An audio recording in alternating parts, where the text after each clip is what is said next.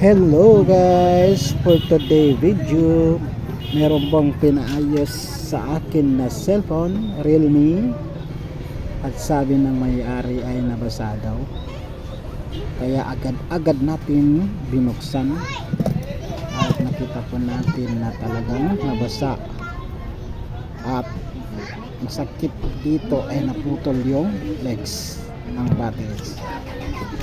Sakit naman, kaya agad-agad natin inayos ang battery pero hindi po nakaya, kaya ang solution ay papalitan po natin ng bagong battery itong cellphone.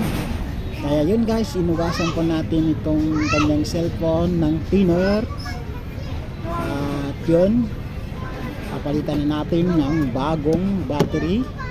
Kaya yun guys, let's go, papalitan na natin ng battery na bago. Yun. Kaya yun guys, hanggang dito na lang tayo. Bye bye.